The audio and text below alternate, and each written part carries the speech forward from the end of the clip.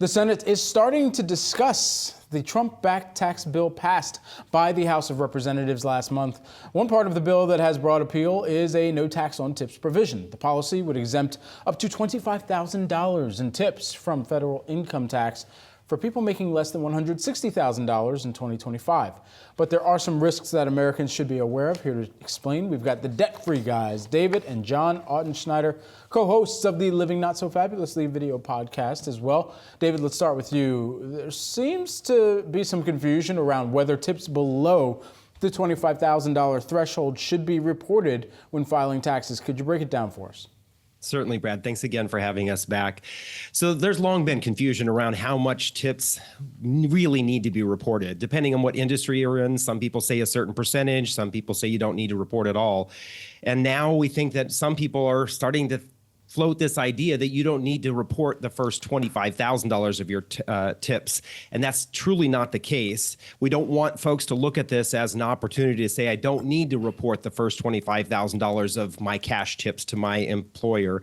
And really the reason for that is that your employer with this bill will have the opportunity to basically take a $25,000 deduction from your reported tips that are withheld for federal income taxes only. So federal income taxes on the first $25,000 would not be withheld.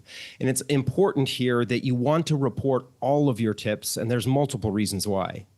So John, let's talk about the downsides here. This policy does bring some risk to people's future retirement. How so? Yeah, and to be clear, the downside is only related to underreporting or not reporting your tips at all. So for example, in 2025, you must earn $1,730 to receive one Social Security work credit for a maximum of 4 credits per year. So in 2025, 4 times 1,730 is 6,920. That's the maximum that you can earn per year, even if you earn more than that in a year. To qualify for Social Security, most workers must have 40 work credits, which usually takes most of us about 10 years to meet that threshold, unless you underreport or don't report all your tips. Then it's going to take you a lot longer.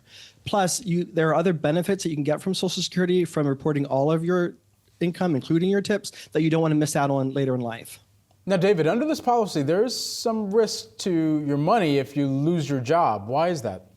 Right. Again, the risks here are when it comes to when you lose your job is related to underreporting or not reporting your tips, especially if you think you don't have to report that first $25,000. If you don't fully report your tips, you can miss out on accruing unemployment benefits. Unemployment benefits are really based on your reported income.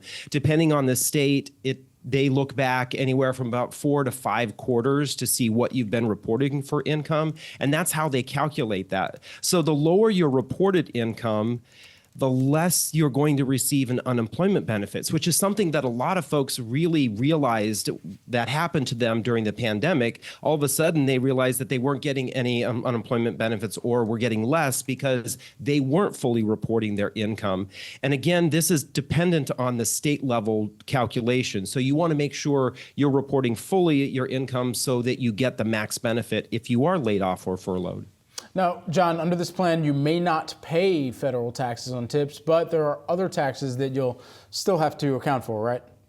Yes, whether or not this becomes law, this is only affecting the federal law. You still are required to pay state, city, local income tax based on whatever you're required to do in your region.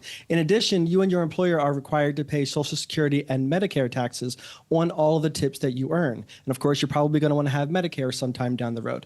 So again, this no tax on tip only affects a total of federal taxes of up to $25,000. You still want to report it, even though you're not going to pay taxes on that first $25K. John and David, good to see you. Thanks so much for breaking this down for us. Thanks for having us again.